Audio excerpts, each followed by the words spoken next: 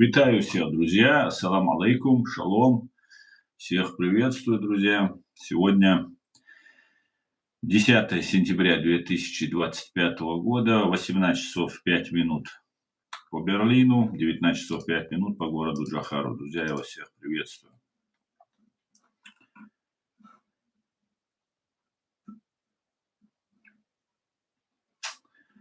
Сегодняшний свой стрим я назвал «Россия атаковала НАТО». Русская агентура в Германии и ЕС растет, вопросительный знак. Две темы. Давайте об этом и многом другом поговорим, друзья. Одну секунду.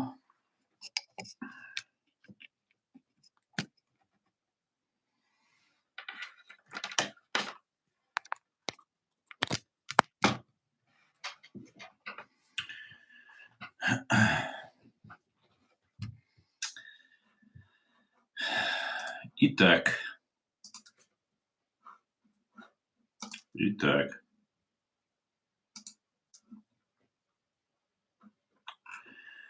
Давайте краткий обзор сделаю сперва. Друзья, всех приветствую, всем тем, кто находится во временно оккупированной Чеченской Республике Ичкерия, либо в фашистской России. Пожалуйста, не пишите комментарии, не ставьте лайки и не распространяйте ссылку на наш стрим, друзья. Ваша безопасность в ваших руках.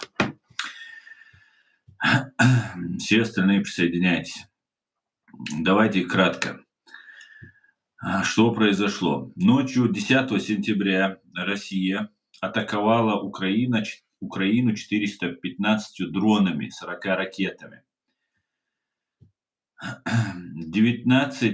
23 где-то, от 19 до 23 российских дронов «Шахед-136» нарушили воздушное пространство Польши. Сбиты 3-4 дрона силами Польши, F-16, ПВО и НАТО, F-35 Нидерландов, Патриот Германии, АВАКС Италии. Обломки упали в Люблинском, Подляском, Мазовецком воеводствах. Поврежден дом в Ирыке. Жертв нет. Аэропорты Варшавы, Джешуа, Люблина закрывались. Польша считает это провокацией перед учениями Запад-2025. Россия отрицает умысел. Ранее аналогичные нарушения 6-8 сентября 2025 года годы упали на территории Польши. 20 августа 2025 года дрон в осени. Ноябрь 2022 года ракета в Пшеводове, 2 погибших. Сентябрь 2024 года. Обломки в Румынии, Молдове, всего 100 случаев с 2022 года. Реакция НАТО. Статья 4 активирована консультации. Рютте, Путин тестирует нас. Усилены патрули. ЕС, Каллас. Переломный момент. Обсуждают санкции, дроновую стену. США, Трамп. Почему дроны в Польше? Поддержка Варшавы, звонок Навродскому. Осуждение, солидарность, но без статьи 5 пока. Дальше ПВО. Усиление в Польше, в Прибалтике. Плюс 20-30% патрулей. Санкции против ВПК России. Украине выделили помощь на 1-2 миллиарда на ПВО и Польше F-16 Патриоты. НАТО. Декабрьский саммит, дроновые протоколы, эскалация маловероятна. Прогноз: Россия продолжит провокации, НАТО сдерживание, ускорение милитаризации Европы, помощь Украине. Вот такие вот интересные события разворачиваются, друзья. Так, Азиз Азизов, салам алейкум, алейк салам, Азиз, витаю, баланятка. Боже, когда это все закончится, пишет Баланетка, когда уже отрубят голову этой двуглавой курицы. Не знаю, когда ее отрубят, но я так понимаю, никто ей голову отрубать не собирается. Каждый сам за себя. Вроде бы все едины и одновременно каждый сам за себя.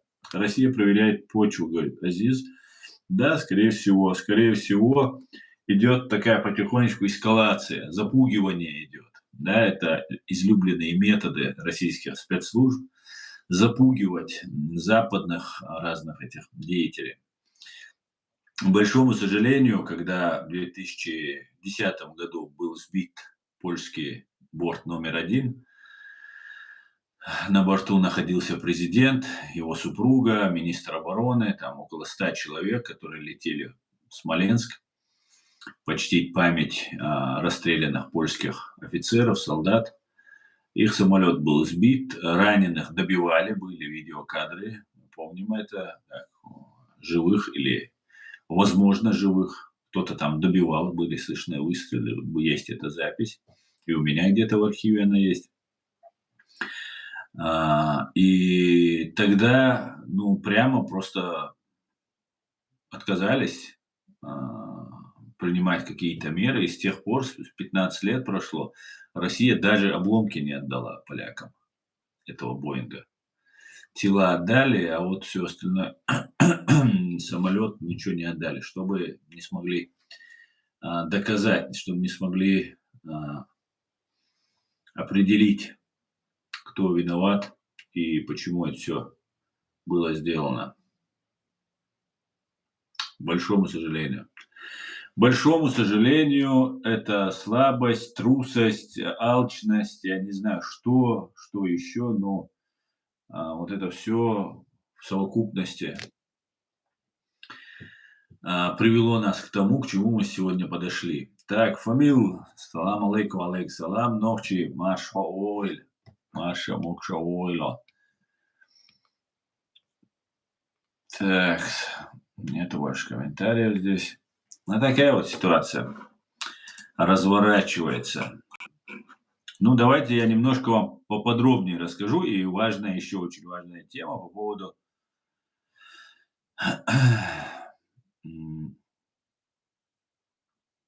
агентуры здесь, в Германии, в Европе. Понимаете? Будут здесь и теракты будут, и диверсии будут, поджоги будут. Все будет, если не бороться с этой агентурой. А она в огромном количестве здесь присутствует. Я вот просто вижу поименно, понимаете, эту всю агентуру. Они здесь спокойно себя чувствуют, стучат туда, на Россию, выполняют какие-то задания, задействуют, в чем их вообще хитрость. Они непосредственно сами не совершают, а используют местных там каких-нибудь мигрантов, с которыми дружат, общаются. Вот используют их и заставляют какие-то криминальные, такие противоправные действия совершать. И никто с этим не борется. Ну, то, что не борется, конечно, борется, да, не будем так говорить, борется, но недостаточно борется. Вот я не вижу, чтобы эти люди привлекались к ответственности. Возникает мысль, пишет Нохчи, что страны Варшавского договора с одобрения Запада хотят снова вернуться в стойло. Да, Нохчи, совершенно верно, возникает такая мысль, абсолютно верно. Знаешь, такое впечатление, что некоторые хотят, ностальгируют по Советскому Союзу, по стойлу, как ты правильно заметил. И знаешь, это даже связано, наверное, не столько вот вернуться в стойло, сколько дорваться до власти. Нынешние, сегодняшние чиновники, руководители этих стран, лидеры этих стран, они как бы ориентированы на Запад, там, на Америку, на демократические там процедуры в своей стране. А эти люди хотят дорваться до власти, и вот им плевать, будет какой-то диктаторский, даже это же хорошо. Если ты дорвался до власти, и это диктаторский режим, то ты не 4 года, 5 лет будешь у власти, а пожизненно. Это же круто. Вот такая вот ситуация интереснейшая разворачивается. НАТО как мыши себя ведут, или я не прав? Ну нет, ты не прав, Эркин, шалом, дорогой. Ты не прав, но отчасти очень сдержанно, очень аккуратно себя ведут. Отчасти немножко можно согласиться, и нас это немножко выводит из себя, понимая, что вот эта осторожность, вот эта а, сдерживание, как они это называют, оно только усугубляет конфликт, понимаете? Если мы хотим избежать конфликта, нужно сделать все очень жестко и очень быстро. А так, ну, Украина истекает кровью, все тут вооружаются. Да-да, на нас нападут в 29 году, например, говорит Борис Писториус. Хорошо, хорошо, да, нападут. А зачем ждать, пока нападут? Да, значит, надо вооружаться. Хорошо, вооружаемся. А почему же тогда не пойти в Украину, которая истекает кровью, и там не помочь ей? Вот возникает вопрос, для чего ждать, пока Украина истечет кровью, пока ее там захватят, а потом уже нападут на нас. И потом мы будем уже защищаться, и нам тоже никто не будет помогать. Как не помогали Ичкерии и так далее и тому подобное. Вот так вот, к сожалению. Россия чувствует, зачем Западу Прибалтика, Польша, Венгрия и так далее страны. Ну, не знаю, на самом деле у стран Балтии очень много связей, ведь это страны родственные многим странам севера, а, ну, как бы у них общая культура, история. Венгрия немножко выходит из этого общего вот этого нарратива. Но Польша, например, вот кто там был, по-моему, президент Словакии, Фицо, да, по-моему, зовут, он сказал, что это против нас, славян. Тогда возник, кто против нас, славян тогда? Кто? Американцы, евреи, русские, что же якобы славяне? Вот такую вот он выдал идею, мысль. Странно. Да, ну и вот сейчас начнется тут борьба, начнется. И Россия чувствует эту безнаказанность и пассивность. Европа создает большую агрессию России. Да, пассивность и такая осторожность а, провоцирует Россию. Абсолютно верно, НАТО пассивно, и Кремль понимает только язык силы. Совершенно верно. Именно так. Именно так. Именно так. Или ждут серьезных ударов. Ну, зачем ждать серьезных ударов? Вот я не могу понять. Сейчас идет, знаете, пробные такие шары идут. Раз закинули шар, это же не в первый раз, вот уже несколько раз было. Несколько раз было эти атаки были.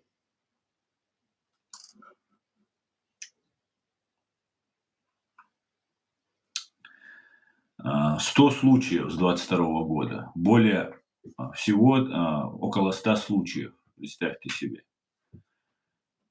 С 22 года, с момента широкомасштабного вторжения в Украину. 100 случаев. Но куда еще ждать-то? Щупают, абсолютно. Да-да, около 100 случаев. Смотрите, 20 августа был дрон осенью упал. Осени. 6-8 сентября обломки упали дронов в Польше. Ракета в Пшеводове, 2 погибших, 20 ноябрь 22 года. Обломки в Румынии, Молдове и так далее. Но это только те случаи, которые вот со стороны России как-то прилетают.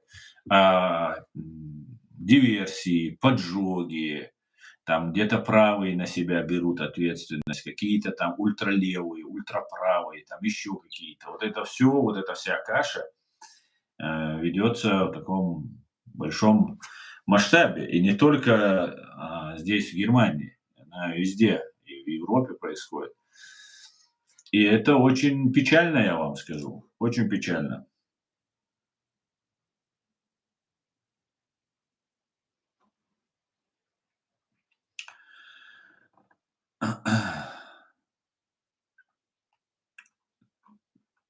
Так, давайте почитаю ваш комментарий, потом перейдем к более подробному освещению.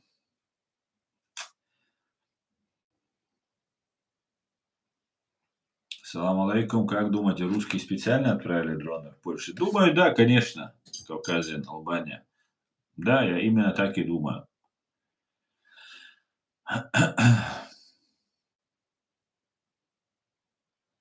Брат, я здесь видел, имеется в виду, наверное, Азиз, ты имеешь в виду в Германии, да? Украинцев, которые поддерживают Путлера. Брат, здесь русские из Казахстана, которые приехали еще 30-20 лет назад, они еще себя покажут. Абсолютно верно. Я об этом давно говорю. И да, есть здесь украинцы, ну или же граждане Украины, которые поддерживают Россию, да, они здесь получают пособие, ездят туда. Ну, короче говоря, у них все нормально. Кому война, как говорится, кому мать родная. По мне, намеренно атаковали Польшу, вроде на аэродром шли дроны, где Украину снабжают.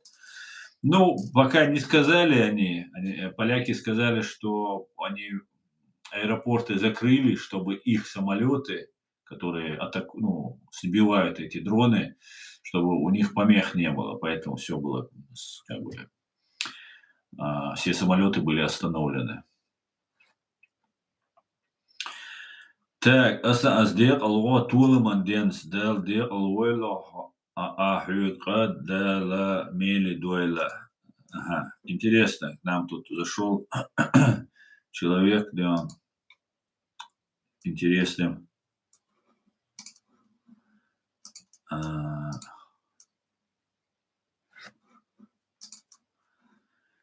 так, 4 августа зарегистрирован, 25 года. Понятно.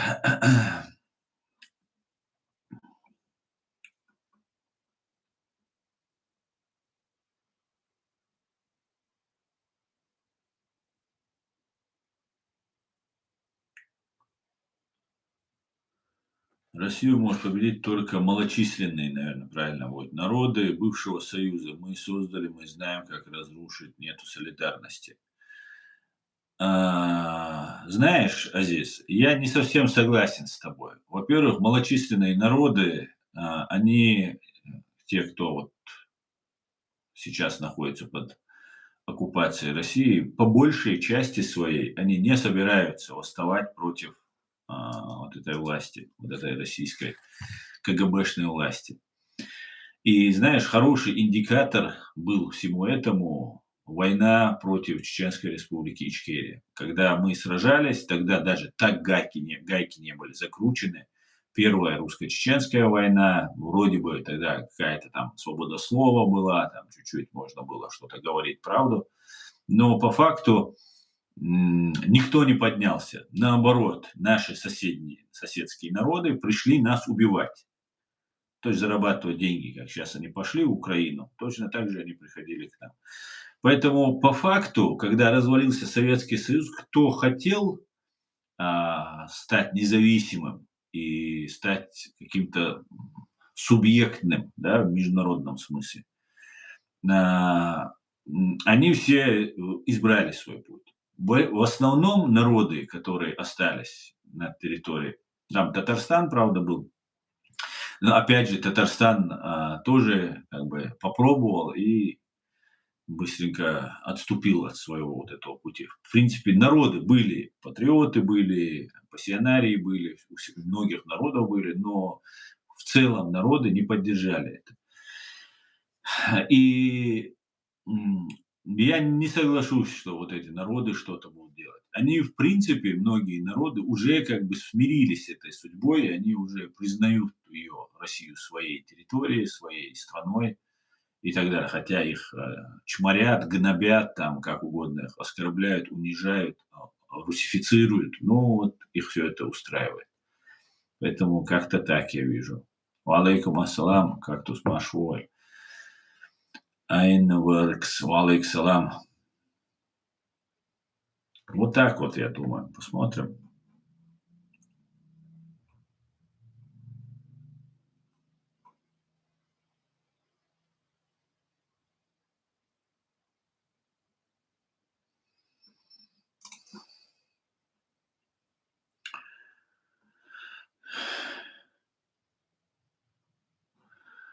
Я в Канаде видела бабушек, которые живут с 50-60 годов в Канаде, а поддерживают Путлера, уму непостижимо. Ну, так они ж слушают пропаганду российскую.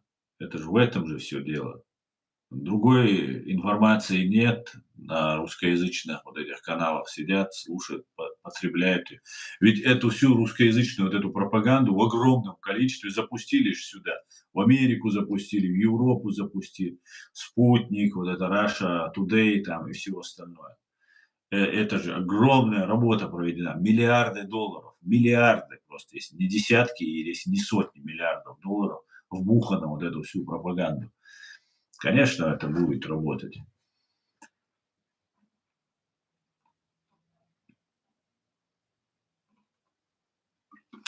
Да, совершенно верно, Светлана. Тестируют блок НАТО.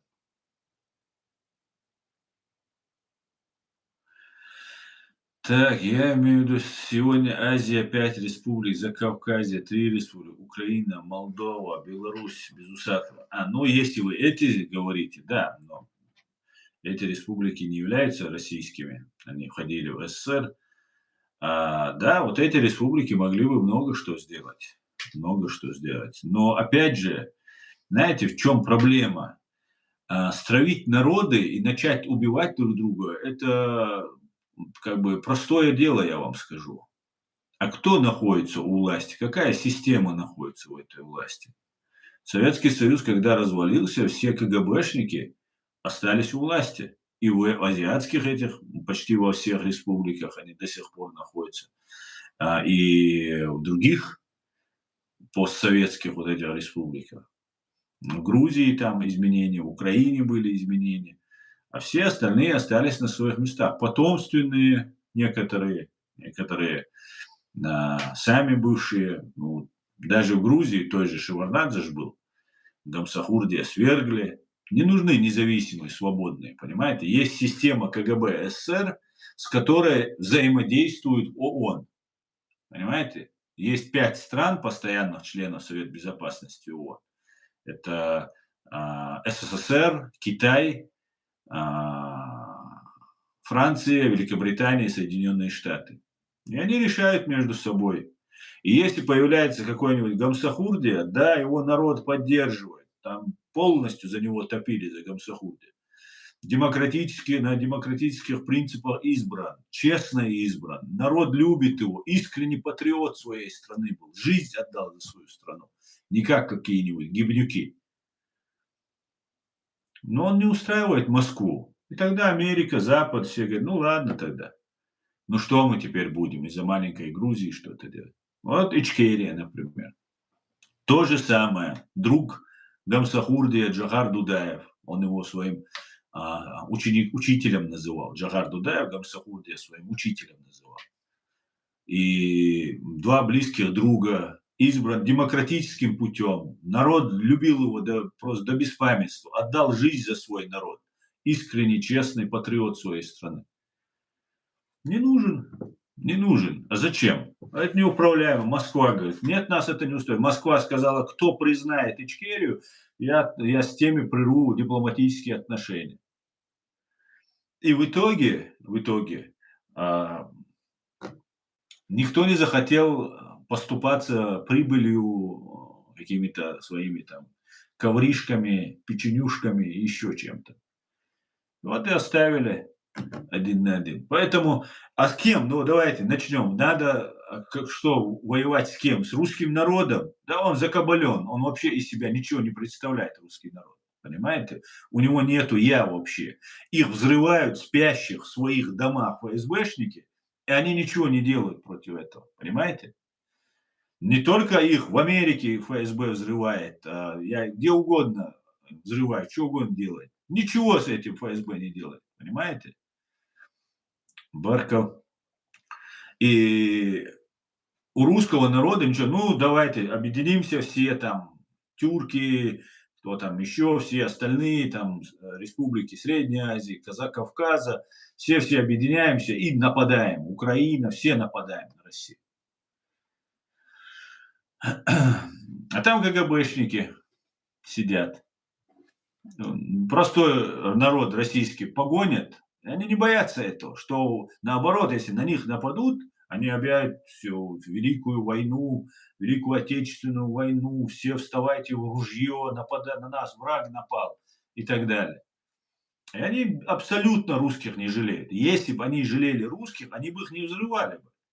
Они взрывают спящих в своих домах, женщин, детей из огнеметов в школе Беслана они расстреливают. Сами провоцируют этот теракт, а потом сами же потом все живое уничтожаются. Человеческая жизнь для них не просто ничего не значит, она просто им нужна, чтобы приносить в жертву какому-то своему сатане, приносить жертвоприношение. Им это понравится. Нужно бить по голове, как говорил Джохар Дудаев. Нужно бить не по хвосту дракона, да, а по голове нужно бить. По голове, по Лубянке нужно бить. А по Лубянке никто не бьет. За 3,5 года и вообще за 10-11 лет войны украинцы даже не бьют по Лубянке. Понимаете?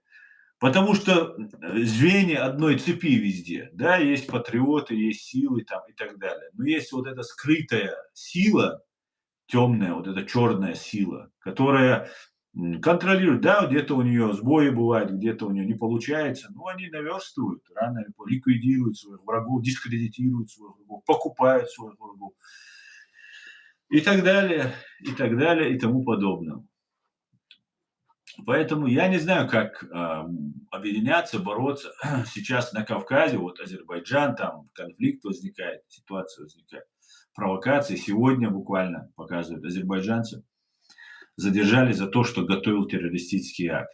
Мне, чеченцу, смешно это смотреть просто, да. Это трагедия до слез, но это смех просто. Каждый раз, как только возникает конфликт, все начинается вот противостояние. Это террористы, это там враги там, и так далее, и так далее, и тому подобное. То же самое делали из нас, лепили. Все, правда, аплодировали этому, но вот сейчас мы видим, повторяется история. То таджики на них теракт совершают, то азербайджанцы собираются теракт совершить. Потом сразу же признаются, да, что это за диверсант, за террорист, который сразу же признается. По идее же, да, нужно же, наверное, какую-то линию защиты устраивать, да, если настоящий террорист. Но нет. И что в итоге? К чему мы придем? Ну, придем к тому, что опять мы повоюем, поубиваем друг друга, а в итоге поделятся, помирятся, всех патриотов, искренних людей выявят, их ликвидируют, и все. Нужно другой подход. Нужно на весь мир объявлять, что именно ФСБ, КГБ СССР, КГБ СССР, этого никто не скажет. Потому что это КГБ СССР, здесь в Германии оно есть еще со времен ГДР, Штази. Их потомственные там работники есть.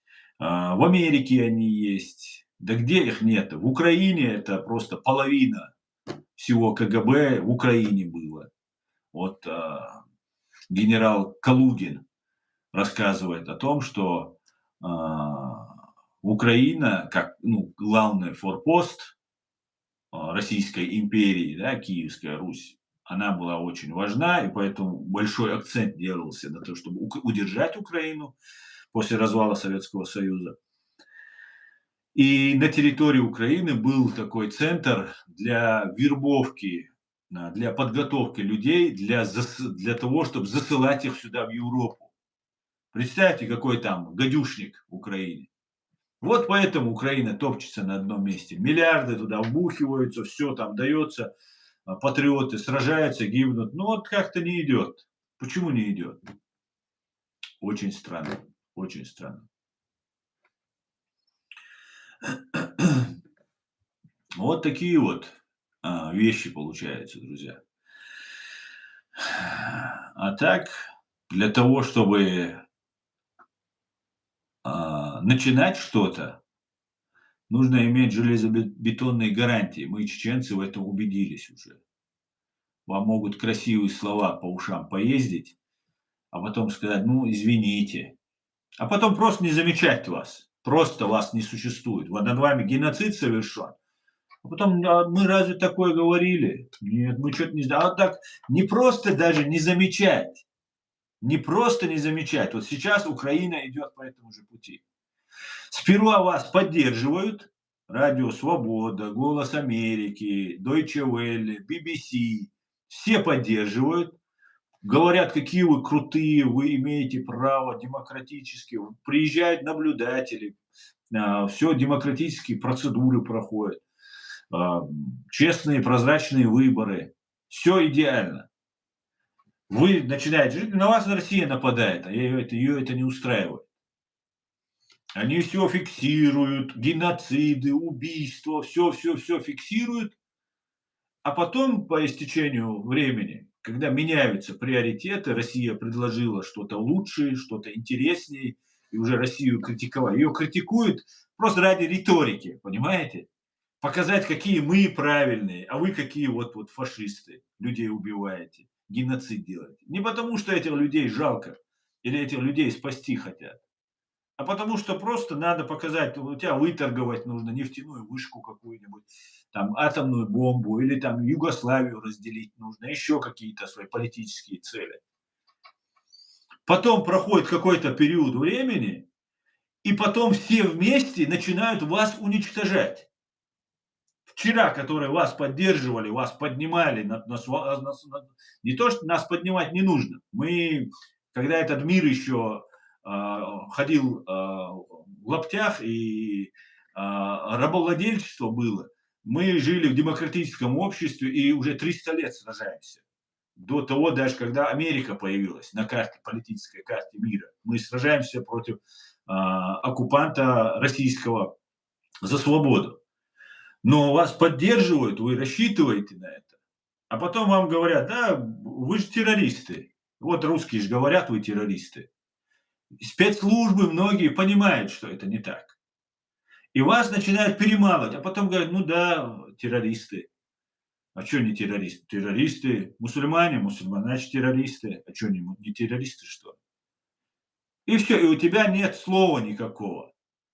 А теперь вот, когда сейчас мы находимся в этой ситуации, этот же Запад заигрывает или как-то себя пытается, ну, предпочтение отдавать, да, там, высокомерно смотреть на кого-то, кто тебя устраивает. Да, он за Россию, он предатель чеченского народа, он враг чеченского народа, он все что угодно.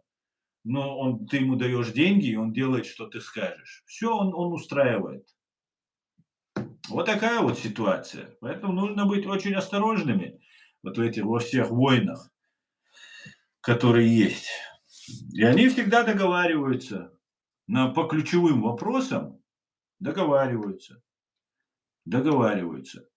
Это не значит, что мы сейчас должны всех критиковать, от всех отворачиваться. Есть в каждой стране здоровые силы, адекватные силы, настоящие силы.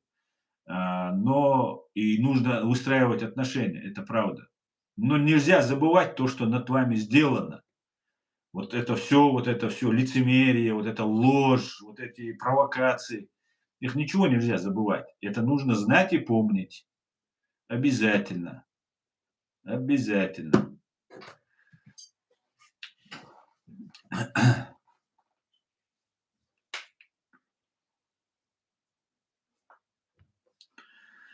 Аслан, даже те чеченцы, украинцы за Украину не поднимают настоящие флаги. У них до сих пор флаг с несбитиками звезд. Это просто издевательство. Ну, я думаю, они просто не понимают, что они делают, зачем они это делают.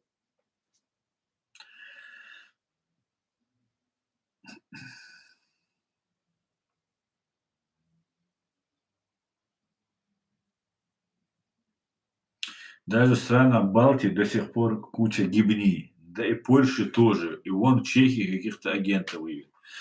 Да, совершенно верно, Бавонятка. И вот самое главное, мы не видим, что говорят, что виновата террористическая организация КГБ СССР. Об этом никто не говорит.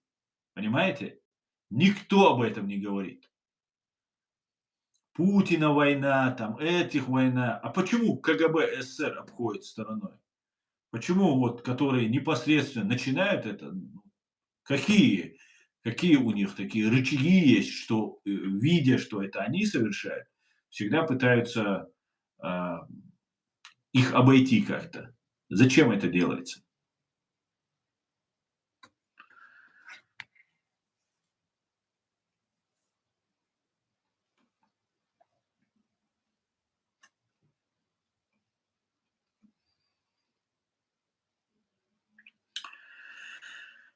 Чтобы убить дракона, нужно атаковать горло. Да, голову нужно. По голове бить, Сэм, Иоанн. Какой выход? Что делать? Как будет? К чему готовиться? Чечен мне не враг. Карабах, Чечня, Грузия, Украина, нас один враг. Это Кремль. Совершенно верно, абсолютно так, абсолютно так. Ну, во-первых, Азиз, я предлагаю нам информационно ознакомливаться с этим. Надо собирать информацию, нужно стать специалистом в этой области. У нас должен быть свой информационный ресурс у украинцев, у азербайджанцев, у грузин, у чеченцев, всех, вот все, кто пострадал, пострадает и так далее. А, Мы должны своих людей, своих свободных, искренних людей, вот их находить, их поднимать, чтобы они появлялись среди нас, молодежь, чтобы появлялась.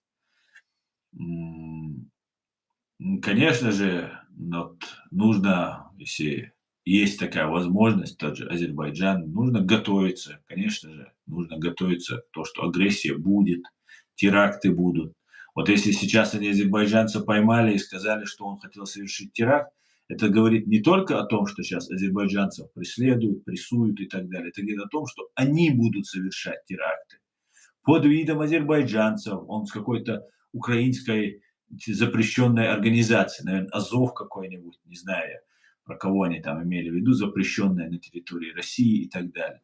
Будет представляться там какой-нибудь Азов. Да? Потом, вот как у нас это было, например. Вроде бы ты смотришь, ну, вроде бы честный человек, вроде бы там искренний там и так далее. Но он сам находится в такой обработке в этой ситуации, что он фактически м, играет на руку врагу.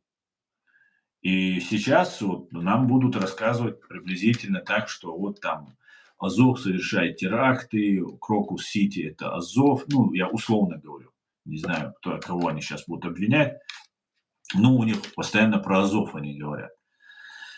Поэтому, вероятно, на них они сейчас будут всех собак вешать, как вешали на нас.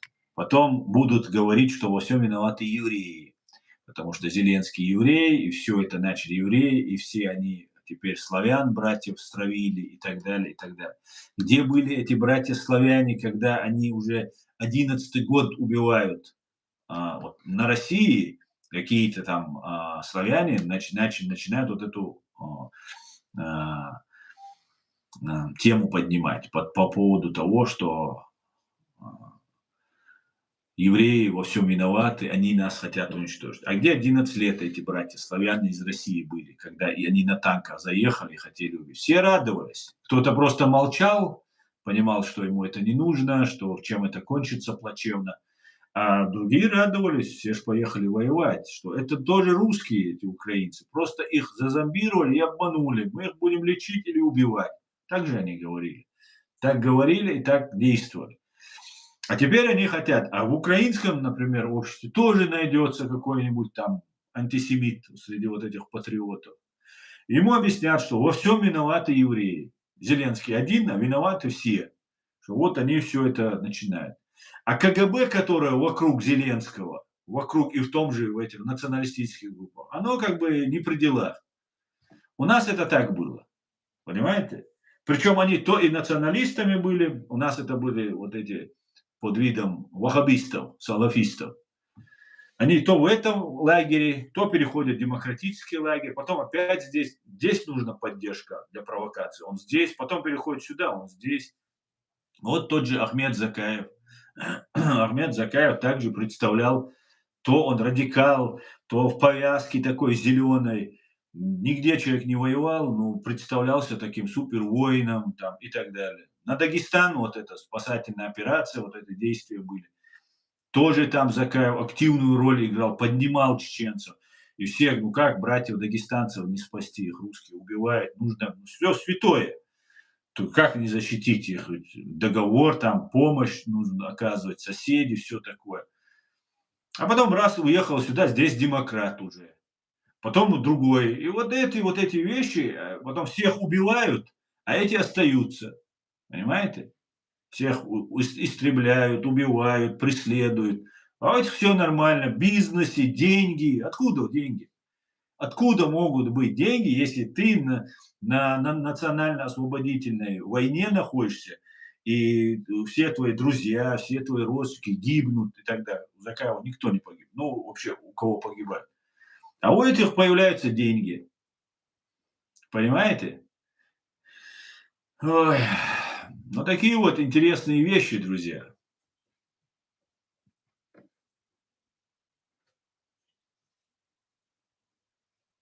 Когда Польша и Германия признают Ичкерию? Видимо, нужно, чтобы широкомасштабное вторжение России произошло в эти страны, чтобы они нас признали. Ну, а так, знаете, когда мы говорим, что нас кто-то должен признать, для начала мы сами должны себя признать. Мы сами должны быть активными, мы дисциплинированными должны быть. У нас должен быть четкий курс, и чтобы видели, что вот признают там не какую-то там небольшую группу людей, а это целый народ, да, отлично так держать. Вот их с ними можно иметь дело. Вот это мы должны в первую очередь заявить о себе. Какая может быть линия защиты, если все юристы под колпаком? Ну, я не знаю насчет все юристы под колпаком, что ты имеешь в виду или нет, но а, колпаки здесь плотно сидят, это точно.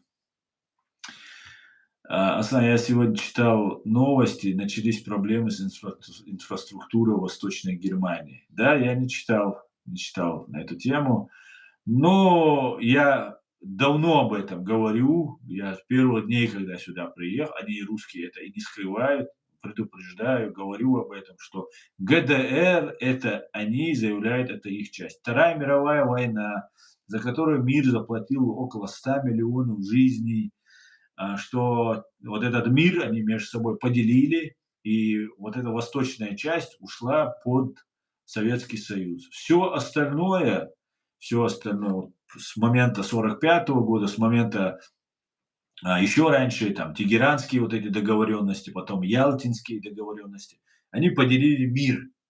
И они говорят, теперь эта часть наша, эта часть ваша, и не лезьте к нам. И Германия, она на острие, на самом деле, на острие. И Фридрих Мерц говорит, давайте об этом поговорим. Фридрих Мерц говорит, что Путин военный преступник, там самый большой военный преступник нашего времени. А здесь действует агентура. Открыто, свободно, перемещаются, приезжают, там, что они там, поджигают, взрывают, там, что они еще делают? Собирают информацию, угрожают, терроризируют и убивают. И это будет только усугубляться. Здесь нужно вводить чрезвычайное положение. Германии нужно вводить чрезвычайное положение. Понимаешь, закрыть все границы нужно. Давным-давно это нужно сделать. Понимаете?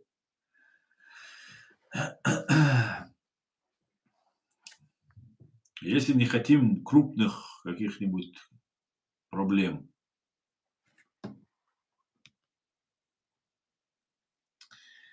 Так, удар в Дохе, типа Израиль уже ударил по суверенной стране, а почему мы не можем?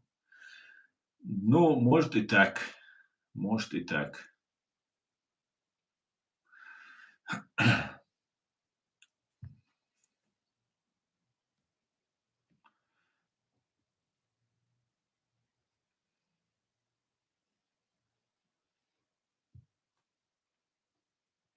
Израиль совершил акт агрессии против Катара. Что скажешь? Я не знаю, что это, как это можно интерпретировать. Я знаю, что Катар на двух стульях хочет сидеть. Он хочет и Хамас поддерживать, как и Турция, хочет поддерживать террористов и одновременно еще осуждать. Если смотреть с точки зрения международного права, да, это нарушение, наносить удар. А в случае, например, если борьба с терроризмом идет, то это уже по-другому все рассматривается. Понимаешь? Поэтому мне, знаешь, что самое интересное? Вот люди, которые говорят на русском языке, там, имеют отношение к России или находятся в составе России и так далее. Вот нас всех интересует Украина. Вот всех нас интересует истекающая кровью Украина, которая несет колоссальные потери и наносит колоссальный урон нашему общему врагу. И все наши силы должны быть сосредоточены именно на Украине и в поддержку Украины. Понимаешь? Там вот под видом братьев мусульман там и так далее. Я еще раз и еще раз скажу. Весь мир, как и вот этот Хамас, вот эти все террористы, признали нас частью фашистской России. В том числе и США, и Германия, все, и Украина. Сейчас нас только Украина признала оккупированной территорией. Но к этим товарищам, да, к этим, которые себя там братьями-мусульманами, там, исламскими джихадами, короче, защитники всех мусульман, обездоленных, ущемленных и так далее, которые себя такими позиционировали и называли, у нас особое отношение, у меня лично. И сейчас, когда мне начинают говорить, что вот эти террористы Хамас должны быть поддержаны мной только лишь за то, что они, там, кто-то из них мусульманин, ну тогда нужно Кадырова поддерживать. Поддерживайте Кадырова, поддерживайте, кто там в Дагестане руководитель, его поддерживайте. Тоже же мусульмане там есть, правильно? Эти люди не должны поддерживаться только лишь, вот эти террористы, только лишь потому, что они там исповедуют религию. И там не все, кстати, мусульмане, там есть и христиане, и другие есть. Поэтому, когда мне начинают это все рассказывать, про Израиль мне рассказывать, там нужно там это сделать, то сделать. Для чеченцев, я с чеченцами общаюсь, и я вам скажу, что чеченцев больше интересует Украина. Вот реально все переживают за Украину, все надеются, какая-то хорошая весть придет от Украины, у всех душа, сердце лежит в Украине. Хотя в Украине, опять же, очень мало здоровых сил, которые бы хотели бы вот с нашей реальной, настоящей чеченской властью в лице нашего президиума правительства, Аяда Идигова, вдовы Джохара Дудаева, Аллы Дудаевой, сопредседателей президиума, с ними идти на контакт, брать у них интервью и так далее. Может, это по какой-то причине они не делают, но сам факт, если бы этого не было, была бы, если бы Украина открыта для нас, еще больше была бы поддержка. А то, что там делает Израиль, там, Израиль это делает или еще кто-то, ну, это там далеко от наших проблем. Но когда происходит какой-то там, например, там обстрел, да, убийство какое-то, война это всегда плохо, убийство, то на весь мир об этом кричат. Каждый день в Украине убивают людей. И мне нет разницы, мусульмане это, христиане это, иудеи это. Для меня абсолютно без разницы, буддисты они, какой бы они религии не были. Это люди, которых убивают. Об этом не кричат. Сегодня обстреляли фашистская русня. Сегодня, да, сегодня или вчера обстреляли людей, которые стояли в очереди за пенсией. Больше 25, по-моему, убито. Бабушки, дедушки. Об этом никто не кричит на весь мир. Ну, кричат, что кто-то по Дохе ударил, по каким-то террористам. А кто такая Доха? Кто такой Катар? Кто они вообще такие? Что они из себя представляют, скажите мне? Почему они хотят сидеть на двух стульях? Либо вы за террористов, либо вы против террористов. И не тот ли самый это Катар, Доха, которая по личному приглашению пригласила президента Зелимхана Яндарбиева, потом после его убийства терактом, вероломным терактом фашистской России и ее спецслужбами, заложенной бомбой под его машину, погиб Зелимхан, получил тяжелейшее ранение, увечье. Его сын Не она ли передала этих террористов обратно в Россию, которых встречали на красной дорожке? Понимаете? Поэтому вот эти ваши русскоязычные, там вот эти вы тут заходите, я понимаю, вы на Россию работаете, вы там Россию любите, вы за Россию горой там и так далее. Но вы такие же сатанисты, понимаете, как и этот ФСБ, и как эта Лубянка, и как этот Кремль. Понимаете? И вы за сатанистов. Вы за самое настоящее зло выступаете. Вот, ну, выступайте, пожалуйста, будьте, ну, нас не вмешивайте туда. Мы, мусульмане, за справедливость. Понимаете? Мы за справедливость. Понимаете? 7 октября зашли и вырезали 1200 человек, и о которых тоже не принято вспоминать. Опять же, хоть это и далеко, но факт есть факт. Здесь нету такого, что этот сукин сын, ну это наш сукин сын. Нет, сукин сын это любой сукин сын, это сукин сын. Понимаете? И нам постоянно Израиль, там, сектор газа, вот эту тему нам постоянно говорят. Все вот забьешь, все там переживают. Все чеченцы переживают за Украину. Все чеченцы прямо понимают, что на Украине, в Украине решается судьба. На войне в Украине решается судьба и чеченцев в том числе. Это все чеченцы понимают. А вот те прорусские, какие-то бездельники, которые ничего не понимают, да, они все время говорят там, дохи ударили, какие евреи плохие, вот там еще сделали. А то, что в автобус зашли, людей расстреляли, это как? Ну, вот эти вещи, они очень много этих вещей, а, которые на самом деле нас не должны волновать.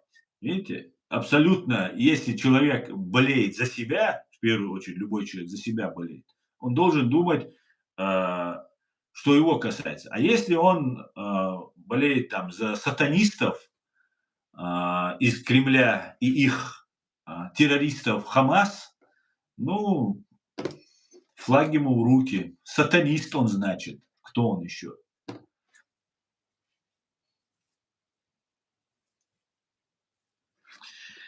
Так, ну, алейкум, Черкесия, Черкесия.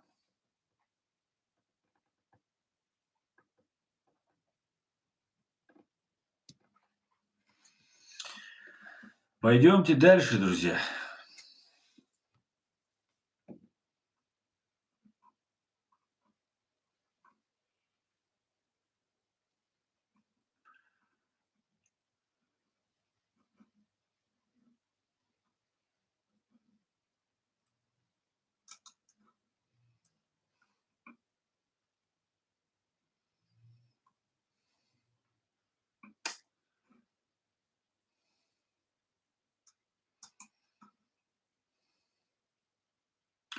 Цель Кремля слить 70 тысяч чеченцев на эту войну.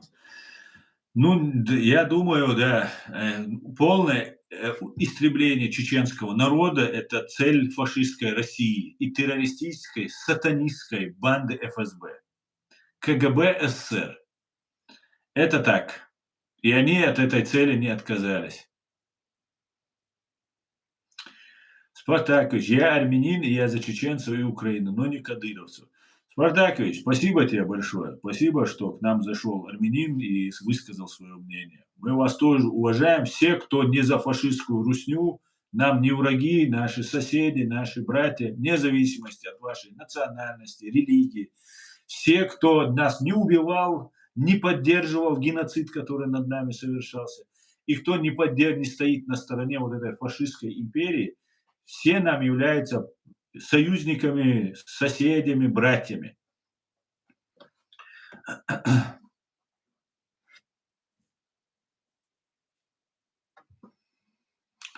Про удар Дохи имеется в виду Россия, смотря на них, постарается оправдать свои беспилотники. Может так, может совпадение,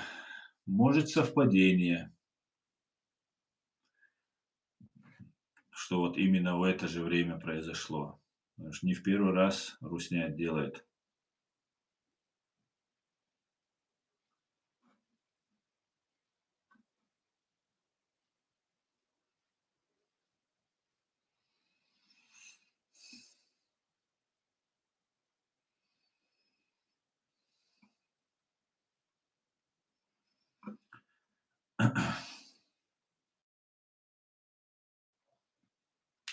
Вчера, брат, пенсионеров 24 погибло. Да, вчера это было, да, спасибо здесь. Об этом я как раз и говорю. Ну как это так? Нам рассказывают о чем угодно. Это для чего 7 октября началась война против 1200 человек? Вырезали просто, зашли. Для чего это было сделано? Это было сделано для того, чтобы отвлечь внимание от Украины. И сейчас идет продолжение этому всего. Идет постоянная вот, эскалация, конфликты. Чего добивается Хамас? Сейчас-то уже, правда, эта война уже перерастает уже, как русские хотели, именно в то, что народная война получается. Да, кто-то гибнет на войне, родственники идут мстить. И да, к сожалению, это будет только эскалироваться. Но русские усиленно своих вот этих координаторов, функционеров, вербовщиков, всех вот этих своих людей, главарей вывозят, строят им на Кавказе дома, квартиры, туда заселяют. Им там мечети понастроили, где они будут нам там рассказывать про ислам, там все нам будут зомбировать, да, своей этой ФСБшной пропагандой. А простой народ бросили под бомбы. Кто такие Хамас? Это враги арабов Палестины. В первую очередь их. Понимаете? Свой народ они подставили.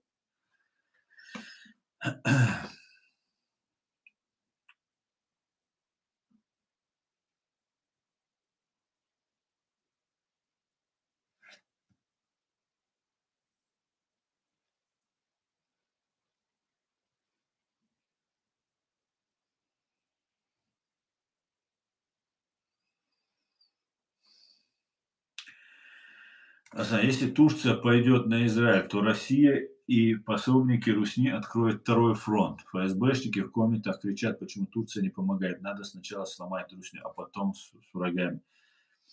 Не пойдет никогда Турция против Израиля. Турция будет пробовать через своих там вот эти прокси, через своих там союзников где-то там навредить Израилю, но прямо выступать против она не будет, никогда не будет. А то, что Эрдоган говорит, ну, знаете, Эрдоган так много уже говорил, что я уже не верю ни одному его слову. Он просто говорит ради того, чтобы говорить. И причем всегда он находит, поймать волну недовольства. Сейчас русские пропаганду забивают там против евреев. И удобный случай. Вот, смотрите, евреи плохие. Фактически, знаете, в этом регионе это два конкурента будут. Не враги, а два конкурента таких почти равноценных, равновесных. Два конкурента это будут. Иран уходит в сторону, по всей видимости, я так полагаю. И мне кажется, что будет, ну, Израиль этого добивается, хочет, чтобы такое, подтеснить, такое, подвинуть немножко Турцию, а Турция не хочет этого. Мы Азербайджан за Украину, за чеченцев мы братья. Спасибо, дорогой азербайджанец, большое тебе спасибо, брат. Мы вас любим и уважаем, азербайджанцы. И все провокации, которые они готовят против вас, мы никакого не то что отношения не имеем, мы 100% на вашей стороне будем. Всегда. Запомните это. Что бы ни случилось, как бы они там не вбивали пропаганду через 10 лет, через 5 лет, через год, там, вот эта пропаганда, она имеет действие работать, имеет свойство работать. Мы все это видели. Я, как чеченец, все это видел на себе лично. Вот все 100% это провокация, и мы должны быть готовы к ним и не поддаваться. И мы за вас, азербайджанцы, запомните это навсегда.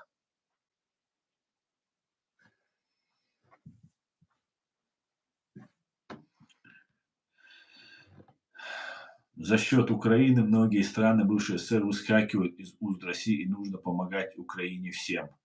Совершенно верно, Спартакич, абсолютно так. И Армения, ваша помощь нам тоже нужна. Сейчас вы с азербайджанцами примирились, два ваших президента подали руки друг другу. Да, это так быстро не уходит, и столько ненависти, пропаганды, которые навязывают. Но вас стравливала Россия. Да, вы убивали друг друга, но это делала Россия, это нужно понимать. И только мудрый народ, сильный народ может переступить через это, осознать, что нами манипулируют, нами управляют, и объединиться. Мы на Кавказе, вот вы, армяне, самые первые наши христиане на Кавказе. У нас на Кавказе есть иудеи, христиане, мусульмане, буддисты. Огромное количество разных народов. На этом маленьком клочке земли самое большое количество народов. Может, там в Сирии было тоже огромное количество разных народов, но как на Кавказе, по-моему, нигде в мире даже нет, на таком небольшом относительно участке. Вот в этом, на этой Кавказской, с одной стороны, с другой стороны Кавказа.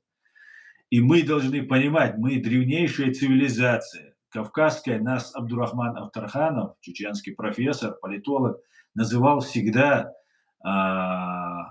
кавказской нацией, что мы единая нация, как вот здесь европейская нация, кавказская нация. И мы кавказцы, никого не ущемляю, никого не ставлю ниже кавказцев, но мы имеем свою особенную культуру, даже все, да, и христиане, и иудеи, и мусульмане, и буддисты, все наши на Кавказе, у нас своя какая-то культура. Несмотря на то, что разные религии у нас даже. Понимаете? Уважение к старшим, культура, там, семейные ценности, традиции. Вот это все очень-очень схоже. И мы должны держаться вместе, и все должны помочь Украине. Помочь ей не только победить, ее в первую очередь сейчас надо сделать так, чтобы ее не разделили, как ее сейчас пытаются разделить. Там, с одной стороны, националисты, с другой стороны, там, другие, и поделить, и потом раздробить и уничтожить. Ни в коем случае нельзя этого допустить.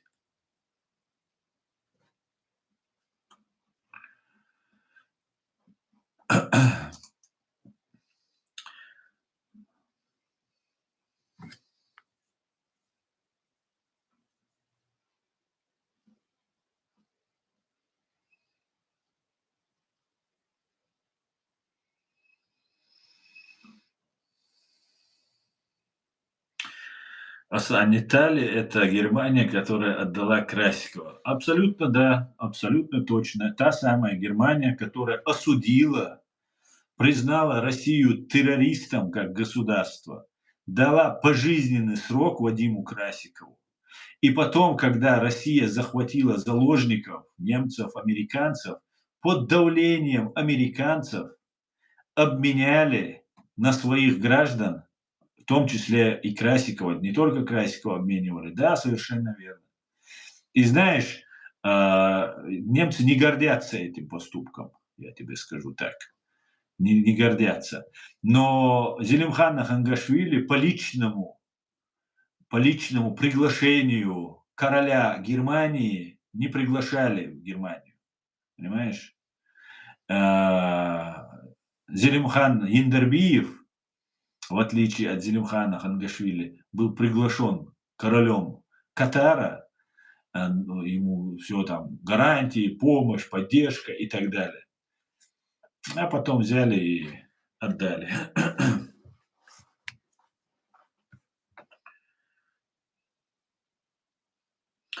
Мне дуже повезло, и я знал полковник Джохар Дуда и его дружину Аллу. Коля проводил службу в месте Полтава, Ракон Олд Спайс. А я Дудаева один раз видел на митинге сдалека.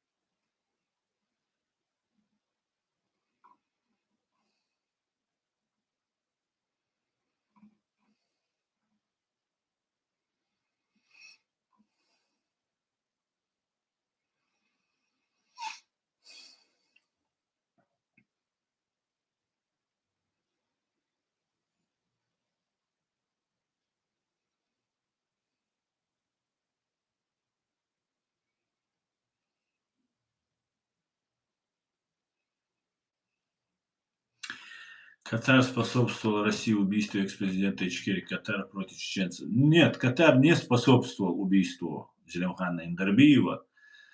Катар отпустил убийц, передал их России. Это правда.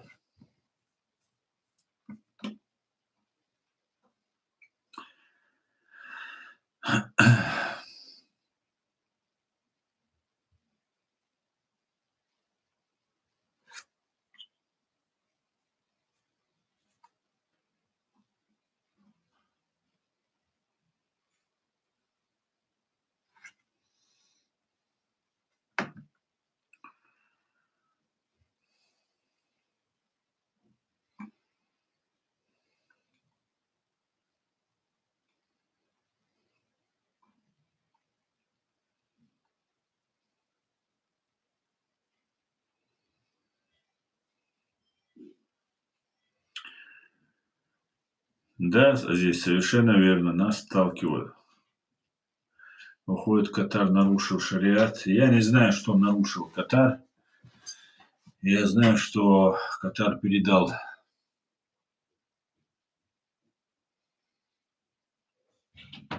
убийц.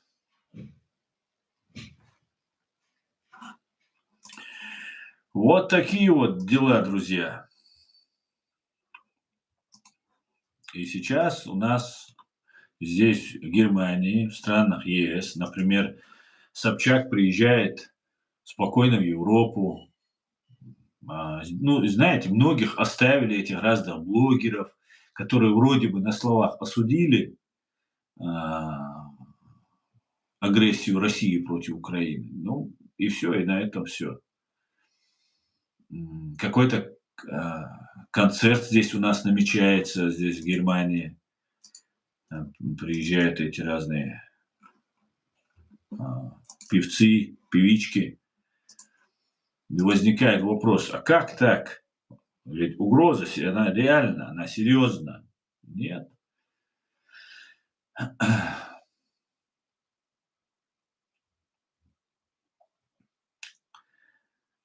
Ничего не меняется.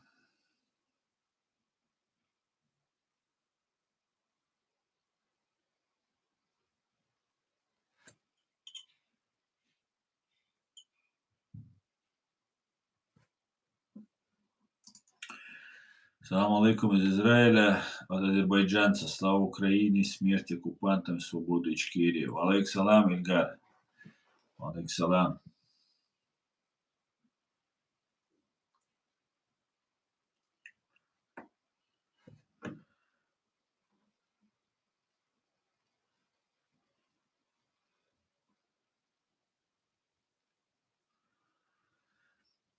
Зелимхан Индербиев — это тот президент, которого поставил Ельцин на место в собственном кабинете. Да, Андро, это Зелимхан Индербиев, второй президент Ичкерии, который после гибели Джохара стал президентом. И да, он вел переговоры, и Ельцин хотел сесть во главе стола, посадить Завгаева и Индербиева друг против друга.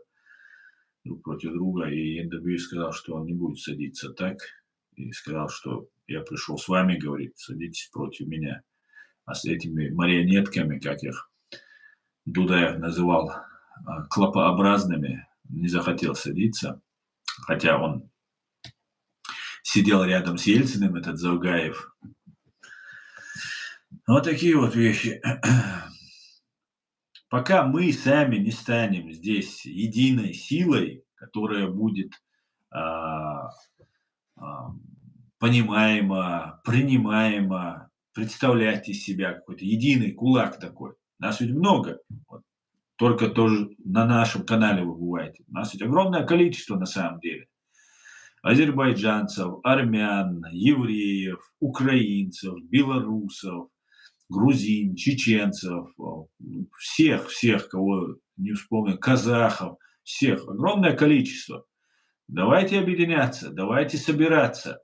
Моя площадка для вас открыта. Хотите, давайте, собирайте какие-то, вот, постоянно общаемся. Например, вот ТикТок, например, у нас сейчас идет тоже стрим в YouTube и в ТикТок. Заходите, выдавайте какие-нибудь свои идеи, планы. Ну, и давайте реализовывать. Давайте покажем, что мы есть сила.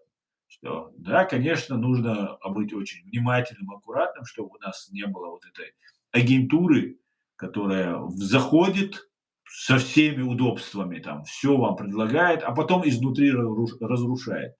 Вот этого нужно избежать.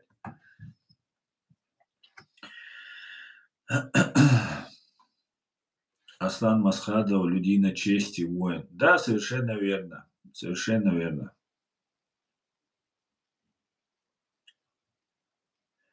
Ичкерия вперед. Эльзар, спасибо.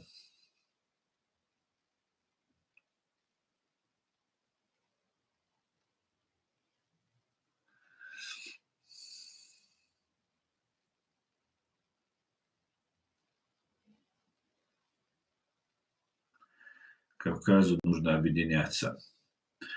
Да, совершенно верно. Кавказу нужно объединяться.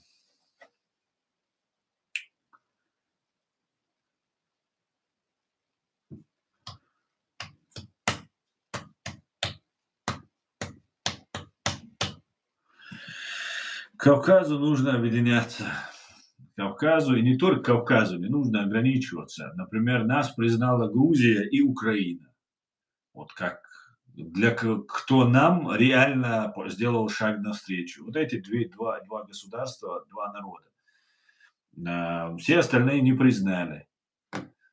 У меня, например, душевное расположение к этим двум народам больше всего. Хотя я всех уважаю, всех люблю, но я вижу, что эти народы уже юридически с нами установили контакт. Хотя много-много еще проблем. Но есть такое. Нужно армянам, азербайджанцам, странам Балтии. Странам Балтии нужно сделать тоже. Ну, все молчат.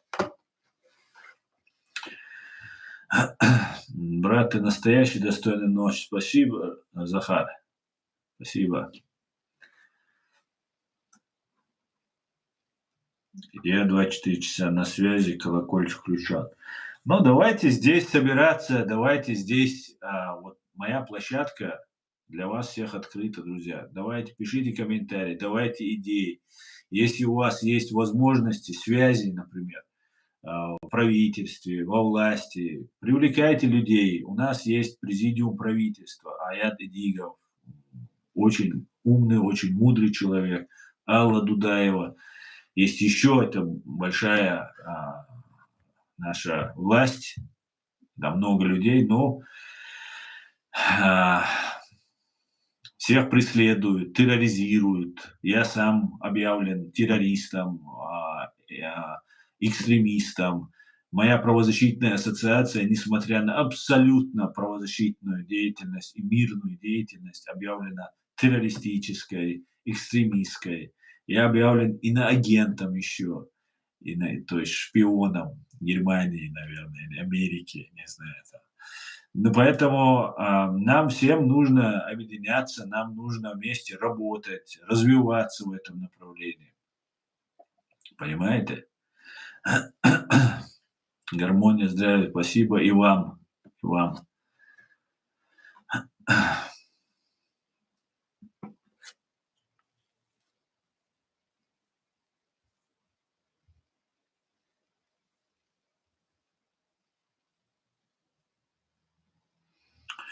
Евреи должны объединяться с нами вместе. Тоже Ичкерию признать Израиль. Уже пора бы. Да, как-то Гарри Табак сказал, что вот напали на Украину, вот поэтому Украина признала. Но так ведь и на Израиль напала Россия. 7 октября, день рождения Путина, это же нападение России было. Да, это был их один из отрядов, но это же российский отряд был в пользу России, для России. И сегодня посмотрите пропаганду, которую ведут. Посмотрите. Вот это мощнейшая пропаганда, которая просто идет. И я просил бы обратить внимание евреям, израильтянам на русскоязычных своих некоторых блогеров, которые там с Шевченками, там разными, вроде бы все правильные слова, патриотический дух поднимают. сидят с какими-то там Шевченками, другими, третьими там, общаются и так далее. У нас это тоже так же происходит, понимаете? Эти Шевченки и другие, они не говорят не со своими чаще всего, понимаете? Поэтому обратите внимание, против Израиля тоже ведется эта же работа. И нужно объединяться, работать. У кого больше возможностей? У Израиля больше возможностей, у Украины, у Азербайджана большие возможности. Надо объединяться, надо делать, работать в этом направлении.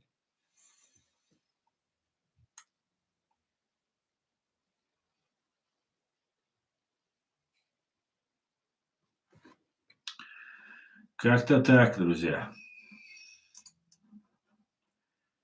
Как-то так.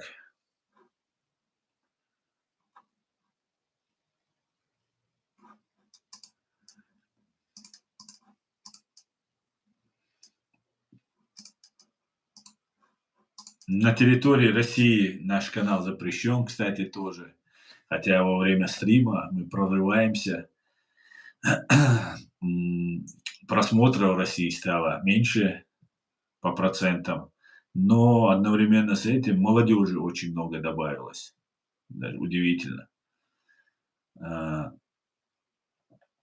Но давайте работать вместе, выявлять общие точки соприкосновения.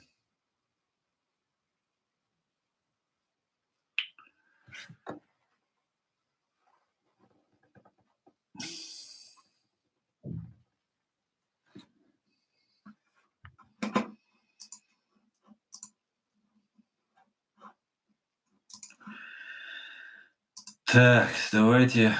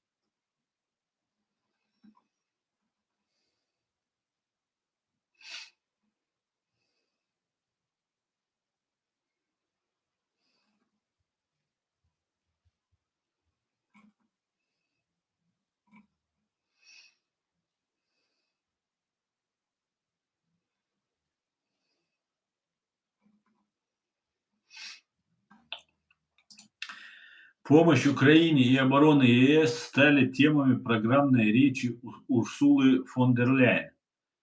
Председательница Европейской комиссии выступила в Европарламенте с полуторачасовой речью о политике Европейского Союза. Deutsche Welle собрала ключевые тезисы. Фон дер Ляйен назвала финансирование ВСУ одной из главных гарантий безопасности для Украины и объявила о новой инициативе. Качественное военное превосходство, призванное поддерживать инвестиции и развитие потенциала украинской армии. Помимо этого, ЕС выделит 6 миллиардов евро на заключение с Украиной альянса по беспилотникам, передает корреспондентка Deutsche Welle из Брюсселя. Ну, короче говоря, со всех сторон Украину поддерживают, но нужно вводить войска. А вот что говорит канцлер Германии. Обвинил Россию в безрассудном поведении. Вторжение российских дронов в Польшу вписывается в длинную череду провокаций в регионе Балтийского моря и на восточном фланге НАТО. Передал слова Фридриха Мерца официальный представитель правительства ФРГ Штефан Корнелиус. Федеральное правительство осуждает эти агрессивные действия России самым решительным образом, заявил Мерц. Он отметил, что РФ подвергает опасности жизни людей в стране, в входящие в НАТО и Евросоюз. При этом канцлер ФРГ высоко оценил то, что Польша и ее союзники по НАТО смогли вовремя распознать и предотвратить эту опасность. Опять же, что говорит министр обороны ФРГ Борис Писториус? Дроны РФ явно были нацелены на Польшу, заявил министр обороны ФРГ Борис Писториус, выступая перед Бундестагом. Нет абсолютно никаких оснований полагать, что это была ошибочная коррекция курса или что-то подобное, цитирует его слова агентство АФП. Российским беспилотникам не нужно было лететь этим маршрутом, чтобы достичь Украины, подчеркнул Писториус на фото. Россия пошла на опасную эскалацию, заявил в свою очередь глава МИД Германии Йохан Вадефуль на встрече со своим нидерландским коллегой Дэвидом ван Велем в Берлине. По словам Вадефуля, реакция на вторжение дронов РФ в воздушное пространство Польши показала единство НАТО. Нидерландские истребители F-35 помогли польским ВВС сбивать беспилотники. По словам Вадефуля, размещение нидерландских истребителей F-35 и немецких зенитных ракет Patriot – военная необходимость, которая сохранится в обозримом будущем, передает агентство ДПА. Минобороны РФ написала у себя в Телеграм, что в ходе ночного удара по Украине объекты для поражения на территории Польши не планировались. Вот так вот. Случайно получилось. Они не планировали.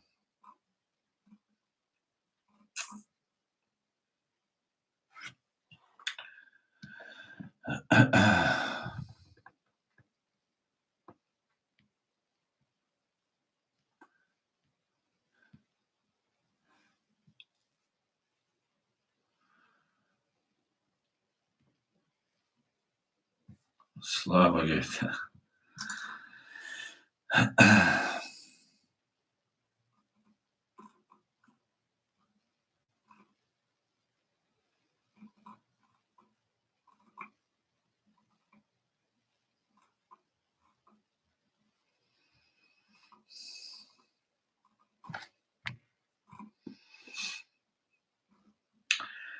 Вот смотрите, ответственность за поджог ЛЭП в Берлине взяли на себя анархисты. Авторы заявления на левоэкстремистском сайте Индимедиа назвали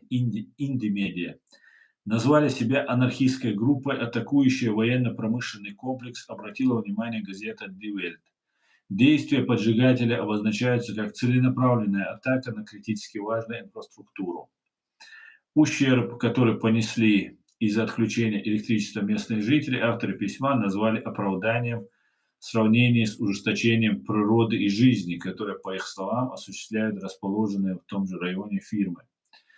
Масштабное отключение электроэнергии на юго-востоке Берлина произошло 9 сентября из-за пожара на высоковольтных линиях в районах Йоханнисталь и Кёнигсхайдвег. Без электричества остались более 40 тысяч домохозяйств и 3 тысячи предприятий. Встал общественный транспорт, не работали светофоры. Это Россия действует. Нужны уже меры, они любят осуждать, а Кремлю пофиг на осуждение. Абсолютно так, абсолютно, совершенно верно. Нужны меры очень четкие и жесткие. По-другому не так. Никто ничего не поймет. Все это озаботились, мы осуждаем. Это все Россия не воспринимает, они смеются над этим. Это для них вообще несерьезно даже. Никак. Им это нравится, что их там осуждают. Это у кого есть репутация, для них это плохо. У России нет никакой репутации. Понимаете? Для них, наоборот, для них круто, что чем они зловещие и страшнее, вы озаботились эти, опять там что-то визжат. Вот так вот их вся реакция будет на это. Вот смотрите, то есть интересный текст почитаю. Вот Гио. Фридрих Мерц выступил с заявлением, которое можно назвать тектоническим сдвигом в сознании Европы. Мерц четко дал понять, США больше не являются гарантом безопасности на европейском континенте и не могут считаться полноценным партнером. Он прямо заявил: мы должны признать тот факт, что наши отношения с США меняются. США пересматривают свои интересы, это происходит не вчера. Поэтому мы, европейцы, также должны корректировать свои интересы, не поддаваясь ложной ностальгии. Становится очевидным, что это партнерство с США будет менее очевидным. Оно будет более ориентировано на конкретные проблемы и интересы. Это очень правильное осознание. США больше не союзник Европы. Мы остались одни. И мы должны становиться сильными. И невероятно хорошо, что такая крупная, сильная держава, как Германия, это понимает. Но это пишет Гио, я с ним не согласен. США являются союзниками Европы. Но сейчас такая ситуация, что каждый сейчас должен укрепляться и отстаивать свои интересы. И сейчас уникальный шанс для Германии после Второй мировой войны стать ведущей страной вместе с Францией здесь, в Европе. Также Фридрих Мерц сделал верное заявление о том, насколько экзистенциально важно поддерживать Украину. Единственное, что называть войну России против Европы гибридной, не совсем правильно. После покушения на главу Рейнметалл и Урсулу фон дер Ляйен, полетов дронов над Балтикой и Скандинавией, а также подрыва складов в Гамбурге, это уже прямая угроза. Россия ведет войну против Европы, и это необходимо осознать. Все указывает на то, что империалистический план Путина не закончился бы завоеванием Украины, а только с него начался. Мы ежедневно сталкиваемся с гибридными атаками России на нашу инфраструктуру, которые становятся все более интенсивными и агрессивными. Мы наблюдаем провокации в Северном и Балтийских морях. Мы видим, как Россия и Китай пытаются закрепить за собой сферу влияния в Юго-Восточной Европе. И то, что Украина защищает тем самым и нашу свободу в Европе, то, что мы защищаем ее вместе с Украиной, это не политическая риторика, это факт, из которого мы должны делать выводы и уже сделали их. Поддерживать Украину в ее борьбе за мир в Европе, помогать ей в этом, это может занять еще очень много времени. Я искренне рад, пишет Гео, что на смену Меркель и Шольцу пришел не просто чиновник, а лидер, который способен дать правильное направление всему Евросоюзу. Господи, благослови Германию и ее канцлера Фридриха Мерца. Вот что я скажу. Привет, Ивана, приветствую.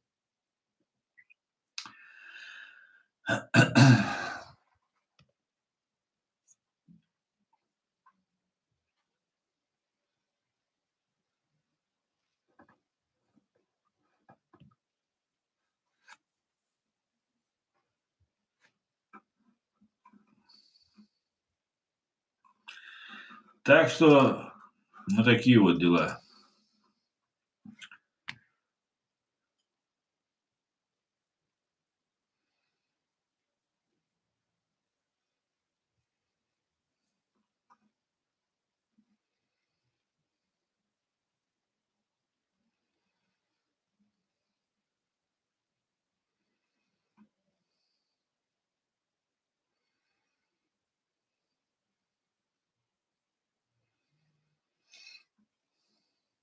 Алейкум салам, Эльгар Мамедов.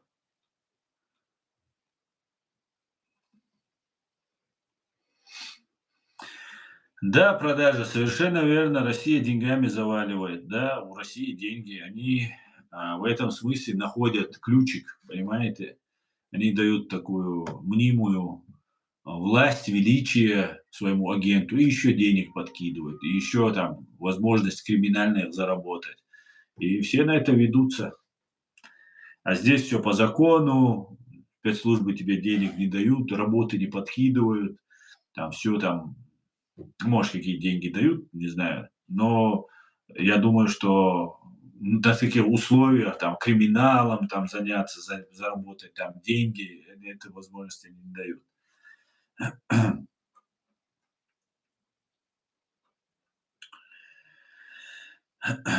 Арслан, что ты знаешь про часто бывает гостем на этом канале, у него постоянно евреи во всем виноват, постоянно про Эпштейна говорит, про Трампа, но русских почти не вспоминает. Я могу сказать, что этот канал, и все, кто туда приходят, это такие же, как этот канал. Понимаешь, постоянно, если там бывает, значит 100% такой же, там, может, залетный иногда может там оказаться случайно. А так, по большей части, это, да, у них во всем виноваты евреи. И это нарратив, который продвигается по всем этим направлениям, понимаете? По всем вот этим пунктам везде евреи, евреи, евреи, евреи. Очень удобно, кстати, сейчас всех отвлекать на евреев.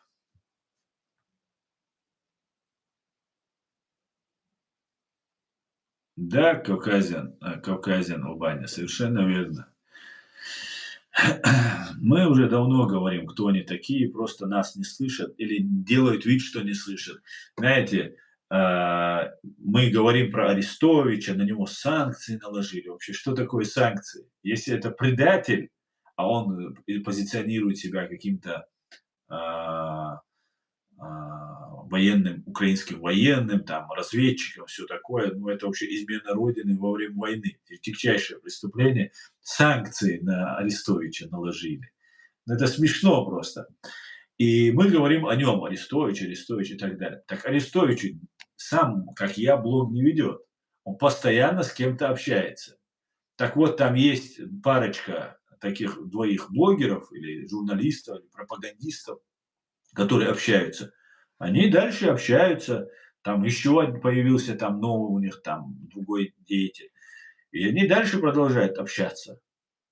Понимаете? Он с Арестовичем поговорит, потом с другими поговорит, потом с третьими поговорит. И ты уже не знаешь, где здесь правда, где здесь кто за кого. И такая дезориентация происходит. Обратили, два человека есть там. Один с бородкой вот такой, а другой с подбородком вот таким. Вот эти два человека постоянно берут интервью у этого Арестовича. А потом они с другими общаются. И это все нормально. Понимаете?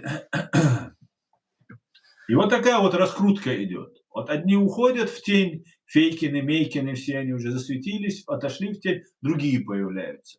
Причем красиво говорят, там, грамотно излагают мысли, там, все там показывают, рассказывают, там, интересно.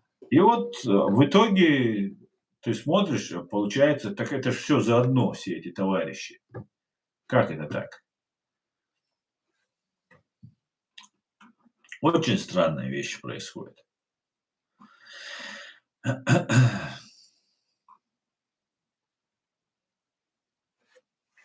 Основная Кремль потянет второй фронт или Китай рядом?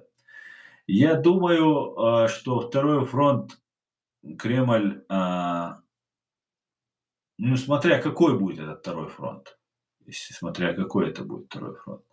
Если это будет серьезный, как в Украине, второй фронт, такой же, как в Украине, то, я думаю, ни Китай, никто не потянет это. Китай не будет непосредственно. Китай, конечно, северокорейские войска будет засылать, там все как это уже делалось, потому что без разрешения Китая северокорейцы туда бы не приехали бы. Ну, это будет, да, не знаю, если честно. Я не знаю, потянет, смогут они, если северокорейцы подключаться, китайцы подключаться и так далее. Но по большой части Россия еще такую всеобщую мобилизацию не объявляла. Что вот нужно. Сейчас, в принципе, общество уже так запугано и зашугано, что его можно просто брать свободными руками, там, да, голыми руками, как говорится, и давай гнать их туда на войну. Я думаю, пойдут. На Кавказе, например, с нашей территории они не вывели ни одного солдата против войны Украины.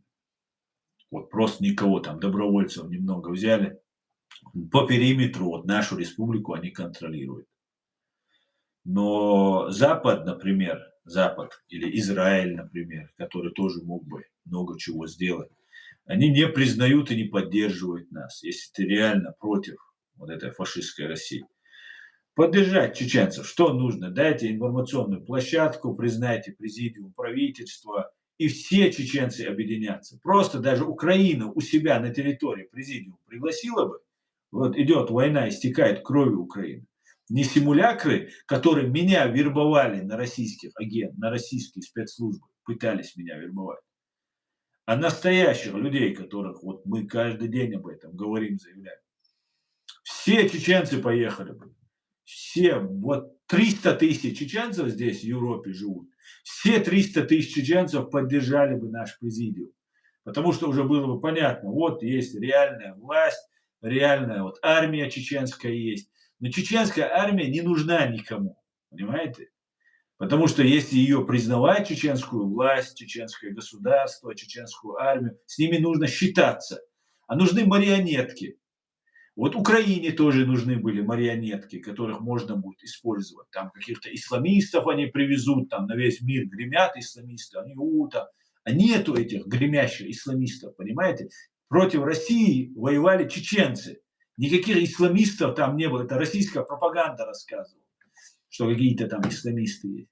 Поэтому как кот наплакал в Украине чеченских бойцов сейчас. Понимаете? В основном не видно, а так есть такая имитация деятельности. Не быть, а слыть, как говорится. Понимаете? Если бы там реально были бы чеченцы, там пленных вы каждый день нам по телевизору показывали. Каждый день брали бы в плен, были бы там бои столкновения, съемки и так далее. Этого мы не видим ничего. За 3,5 года нету никаких пленных, нету российских, ничего этого нет. А те чеченцы, которые находятся на стороне фашистской России, они бы переходили бы на сторону Украины. Потому что они знали бы, куда есть идти. Понимаете? А в Украине, кто знает, кто такой Закаев, он никогда не пойдет на сторону Украины. Все чеченцы знают, кто такой Закаев, вот эта вся вот эта гоп-компания. Все прекрасно знают. Поэтому ни с Европы туда не едут чеченцы поддержать. Вначале как-то думали что-то, а потом раз и все тормознулись. Потому что все прекрасно понимают, у Закаева поддержка населения нулевая просто, минусовая. Понимаете? И все знают, что он все, что он делал, было в угоду России и ради своего личного обогащения. И чеченцы это мы маленький, небольшой народ, мы очень хорошо все друг друга знаем. Особенно если касается жизни и смерти, то тебе нужно уходить на смертный бой, то ты все взвесишь, правильно? На такие решения, когда ты идешь. Был перебежчик, да, один перешел на сторону, Киргиз Мусиханов. Вот Закаев пошел с ним, встретился, пообщался, и его передали. Представьте себе, чеченец добровольно перешел на сторону Украины. Сам он сидит в машине, его там саперы задержали, пленили его. Он сдался в плен саперам. И они едут и говорят, я чеченец, меня зовут Киргиз Мусиханов, слава Украине, радостный, веселый, его никто не пытает, ничего ему не делает. Что он живой, выжил, он радуется, нарадоваться он не может. Он переходит на сторону Украины, туда приезжает Ахмед Закаев и там майор Джамбетов, закаевский майор Джамбетов, который перешел вернулся в Чечню и выступал против Украины. И этого человека убедили в том, что нужно вернуться, с собой ничего не будет, все, ты обменен, все нормально. Что ему наговорили, я деталей не знаю. Я знаю, что Украина его передала. И вы думаете, чеченцы за это не смотрят? А? Чеченцы очень внимательно смотрят. Понимаете? Очень-очень внимательно.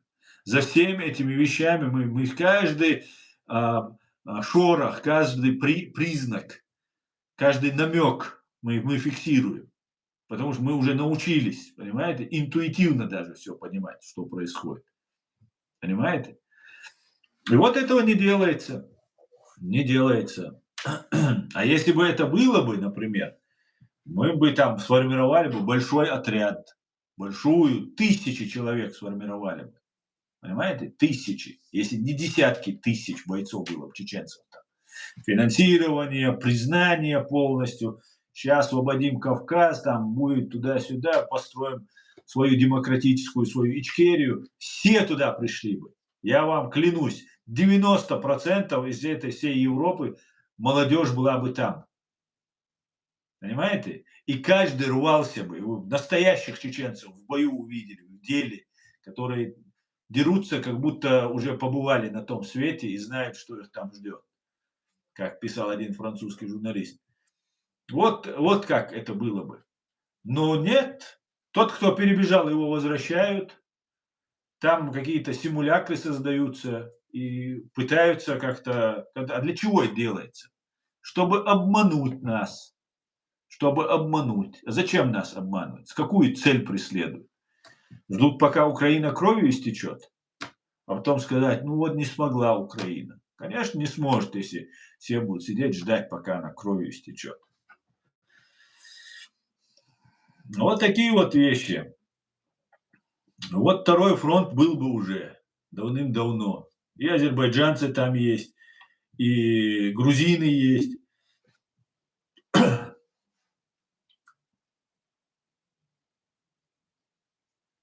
И русские есть.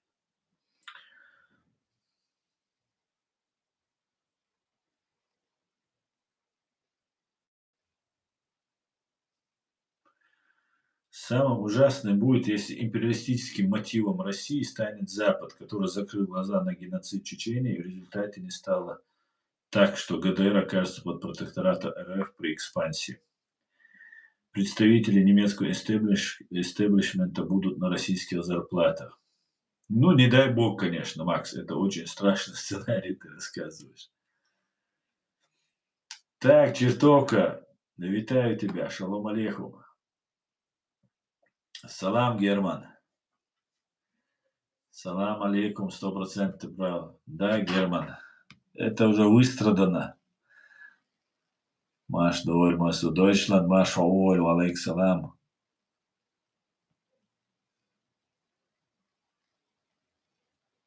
Спасибо, чертовка. От всего сердца, как говорится. Так.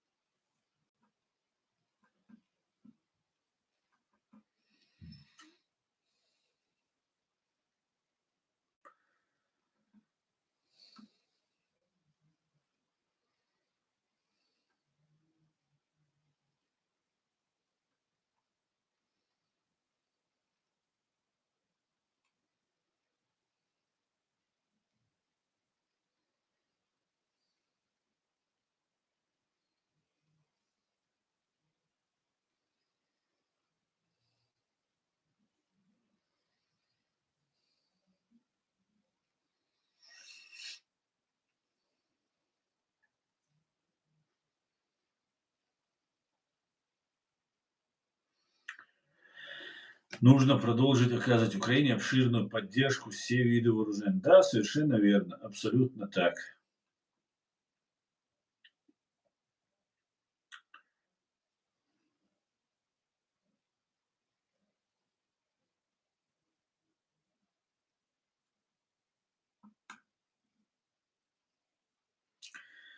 Двенадцатого числа учения в Беларуси перед вторжением в Украину. Тоже проходили учения.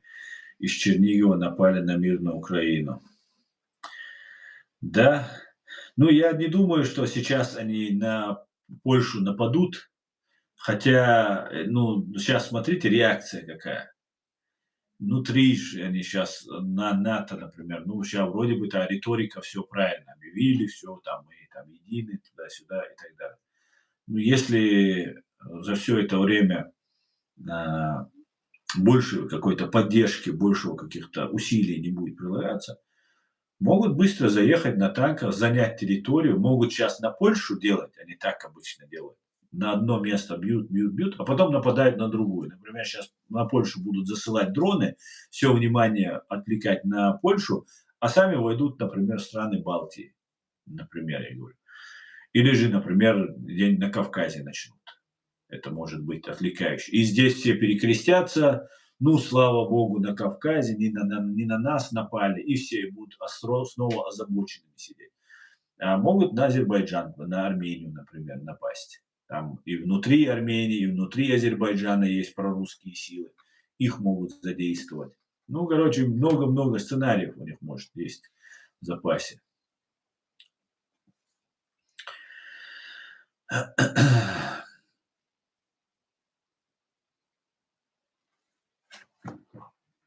Так, остановите из серии "Остановить планету", и я сойду. Да, чертовка.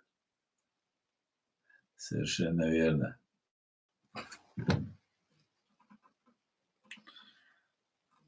С ума спрыгнуть.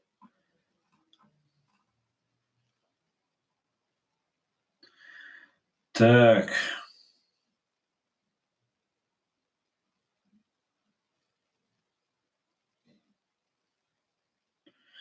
Марк Матаев, ты выдумываешь сказки, очень большие сказки. Абдурахман Алтарханов не был антисемитом, и никогда не очернял евреев. Ты выдумываешь сказки. Абдурахман Алтарханов очень большим уважением относился к евреям. И если я не ошибаюсь, у него даже супруга была еврейкой. Но это же не важно. Важно сейчас сказать, что Джохар Дудаев был антисемитом, потому что все, кто поддерживает Джохара Дудаева, сейчас и начали распространять видео. Как раз вчера Аят Эдигов об этом сказал, что это фейк, ложь, что он видел этот ролик, где говорят, что хотят заселить Украину, сейчас всех украинцев убьют, и евреями хотят заселить. И что якобы уже с губами Джохара Дудаева уже фейки делаются. Сейчас некоторые вообще неотличимы делаются. Этот еще, говорят, можно отличить, но профессионально. А для дураков вообще не важно. Просто он там листает ленту, увидел, о, Джохар Дудаев сказал, и об этом все у него в голове это осталось. Важно, что это Джохар Дудаев говорит. Джохар Дудаев с большим уважением относился, как и Абдурахман Алтарханов, к евреям. И к их истории, их силе, их стремлению к своей борьбе за свои права, за свои свободы большим уважением относился. Поэтому сейчас будет это все распространяться, будут эти вбросы. Эти вбросы будут. Дудаев не был антисемитом, но сейчас уже начали об этом говорить, понимаете?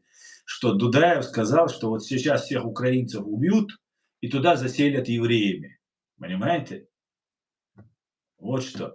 Но один пример уничтожает просто напрочь вот эту всю историю. Вся та же история говорилась про то, что евреи на Кавказе, вот когда у нас война начиналась, что это евреи начинают, то есть бомбят нас русские, Ельцин русский, ФСБ русская, все там русские, империя русская, а вот евреи хотят захватить нашу землю. И нам вот одновременно с русскими бомбами нам рассказывали, что это евреи хотят нас разбомбить, убить. И рассказывали, что они хотят на нашем месте построить свою там новую Хазарию, там еще чего-то там построить и так далее. У нас там евреи живут 500-600 лет, правда, из-за этих войн там и так далее, и после создания Израиля многие уехали. И один пример уничтожает всю вот эту ложь, которая у них есть. Во-первых, у Израиля есть уже государство. Они рассказывают, что вот-вот их там сейчас попрут, сейчас всех евреев там победят, и они все разбегутся и придут на Кавказ. Сейчас на Украину прибегут, рассказывают, на территорию Украины. На Кавказе в 1944 году всех чеченцев и ингушей полностью собрали, еще много тюркских народов собрали, и под видом депортации совершили геноцид над ними. Их уничтожить просто всех решили. То есть не просто это была какая-то ссылка на время или даже на постоянное время. Это навсегда полное уничтожение. То есть на эту землю хозяев не должно было остаться. Как и случилось, некоторые земли так и занятыми и остались нашими соседями, другими, не евреями, правда, которые строили там новую Хазарию, а какими-то совсем не иудеями даже, скажем так, а братьями-мусульманами, скажем так, была занята эта территория. Но когда нас всех оттуда изгнали, единственные евреи были, которые не заселялись в наши дома, а мы не должны были вернуться, просто в планах этого не было. Все истребли, все знали, весь Советский Союз знал, какие потери чеченцы несут в этой дороге когда потом там с голоду убивают, с холоду, с голоду, болезнями и так далее. Евреи не заняли наши дома, не должны были вернуться. Еще раз я напоминаю. Все, уже все, свободная земля. Вот строй свою Хазарию, Новый Израиль строй. Что хочешь строй, нету никого, понимаете? Но почему-то там строили русские, дагестанцы, другие некоторые народы, которых не депортировали. А евреи ничего не строили. И единственный, кто потом встречал на перроне, то есть их Хазарию, их Новый Израиль, который они вроде бы построили, возвращаются хозяева земли. И вместо того, чтобы их прогонять, они их еще с барабанами, с гармошками, с чеченской лезгинкой встречали на перроне. Понимаете? Вот насколько вероломна их ложь и пропаганда, которую говорят. А русские, которые жили в наших домах, и другие национальности, наши братья, мусульмане, так сказать, выходили на митинги с плакатами, чтобы обратно их отправить, и чтобы больше их не вернулись. Потому что мы требовали нам какие-то условия, мы типа незаконно были высланы и так далее. И погибло нас около 70%, от 60 до 70% нас погибло. Понимаете? А сейчас нам рассказывают, что там евреи хотят все заселить там. Да, там евреи есть ценные в религиозном смысле, там Ухань, да, по-моему, называется, где паломничество совершают. Ну, например, мы, мусульмане, можем в Мекку поехать, паломничество совершить. Ну, там построить новую Ичкерию вообще желания нет ни у кого. В голове даже не было. Наоборот, это круто, если на той территории есть такое исторически, религиозно важное место для другой нации, для другой религии. Это круто. Ухань. Не Ухань. Я ошибаюсь, наверное.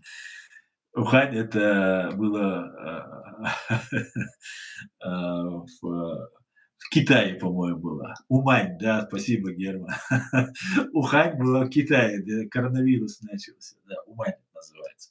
Ну, поэтому вот это сейчас рассказывают, что якобы Дудаев говорит, что всех украинцев убьют, и сейчас украинцев настраивают напротив евреев, потому что Зеленский еврей. А этого нужно исключить специально. Это специально крючок, который за что нужно зацепиться. Понимаете? Нас, братьев славян, убивают. Именно об этом Джахар говорил, что под видом вот этого славянства они будут лезть в братство. А где эти братья были? Вот 10-11 лет украинцев истребляют, убивают. Где эти запоребриковые братья были все это время? А сейчас вот ему сейчас новая тема появляется. Евреи во всем виноваты, евреи во всем виноваты.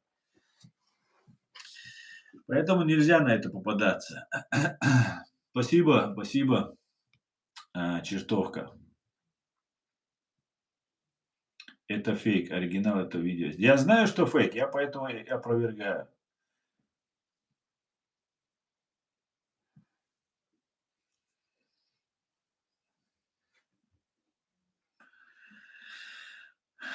Шииты, как тебе? Что ты имеешь в виду, как мне шииты? Какая мне разница, шииты это, другие? Каждый есть хорошие и плохие люди. Понимаешь? Нету никакой разницы. Религия – дело, личность каждого. Личное дело каждого. Вы Авторханова читали? Марк Матаев. Конечно, я читал Авторханова. Я практически все, что он написал, перечитал. Практически все. И нигде не видел о том, что вы говорите.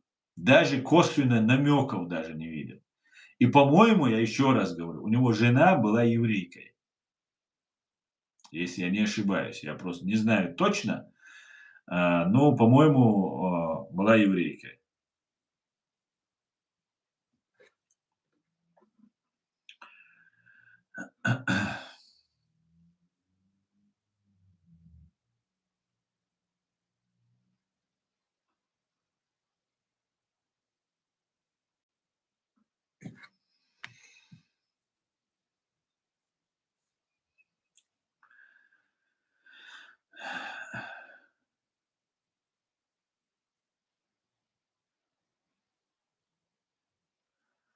Нет, то, что ты пишешь там в нескольких источниках, ты проверил, это вообще ни о чем.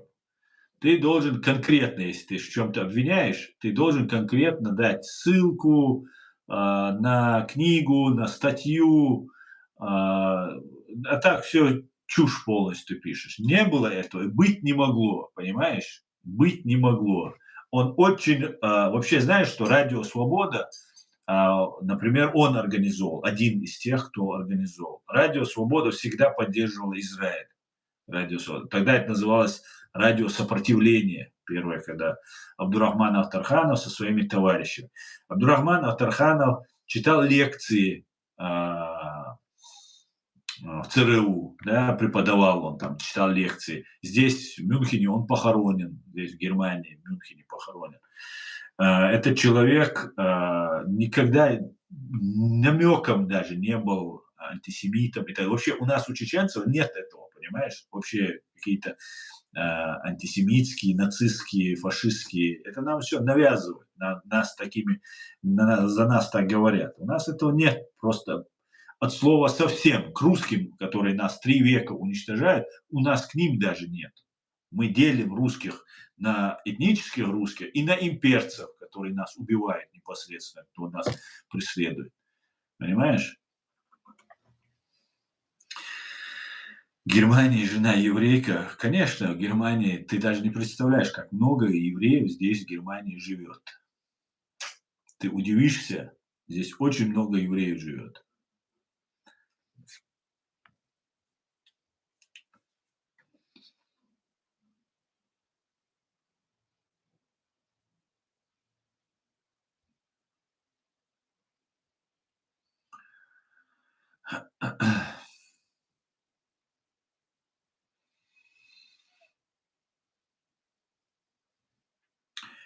Алейкум Машвуэль.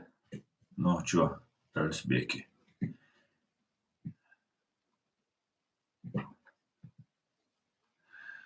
Иван, не переживайте. Это все российские тролли, понимаете? Если бы это были не тролли бы, они давно бы что-то для своего чеченского народа делали бы. Им когда или это просто тупые исполнители, когда им пропаганда что-то говорит, они ее просто тупо повторяют. Такие отсюда заходят и отсюда выходят, без анализа всего, просто повторяют пропаганду, понимаете? И все. Поэтому их здесь много. Когда я их зову на митинги, сирийцев убивают, там, Мьянми там убивают, мусульман, когда вроде бы за мусульман они должны быть, да, их нету нигде. Поэтому эти сказки, которые они мне тут рассказывают, они не работают. Понимаете? Это они могут другим рассказывать, там, приходить там, какие-то сказки рассказывать. А я этим вопросом уже долгое время занимаюсь правами человека, занимаюсь правами чеченцев. И я этих людей здесь не вижу.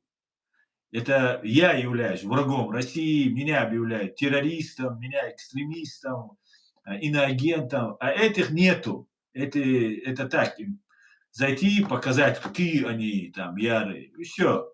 Евреев обижать безопасно, понимаете? За это дома родственников не пытать. Наоборот, скажу, молодец, наш парень, работай. Евреи далеко, их мало, они другим делом заняты. Это безопасно. А ты попробуй про ФСБ скажи. Расскажи, кто реально убивал чеченский народ. Вот это все подробно. Начинай рассказывать. Вот тогда к тебе, к твоим родственникам придут, тебя террористом обозовут, экстремистом и так далее. И вот этих всех здесь нету, их не существует. Понимаете? Поэтому они заходят, там, свободу пластилину или свободу еще чего-то говорят. Либо это тролли, либо это просто полезные товарищи, которые просто повторяют пропаганду, то ровным счетом сами из себя вот что представляют. Ноль без палочки. А я этим занимаюсь и имею право уже говорить. Я долго их выслушивал, долго их пытался объяснить им, думал, заблуждаются. Думал, что если я объясню, если я приведу железобетонные аргументы, а если я привожу аргументы, обычно я имею свойство убеждать людей. У меня это всегда получалось. И когда человек не убеждается, у меня возникает вопрос. Либо человек тупой, либо человек на работе. И вот чаще всего на работе они оказываются. Уже тупых даже не осталось. В принципе, все уже понимают.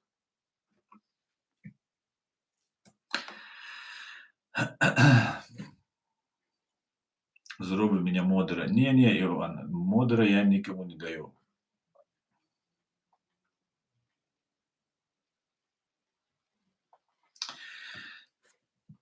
Друзья, давайте на этом я свой стрим сегодняшний прекращу.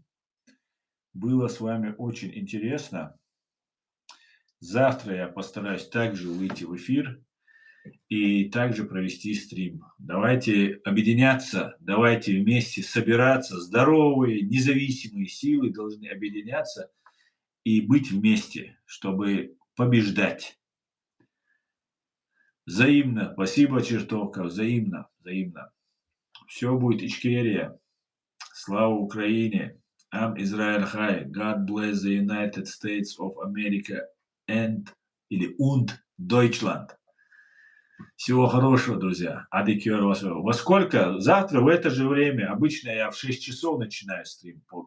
Сейчас 8 у нас. Ну, 2 часа, полтора часа обычно веду стрим. Всего самого хорошего. До свидания. Adikör Marshall. Du ist der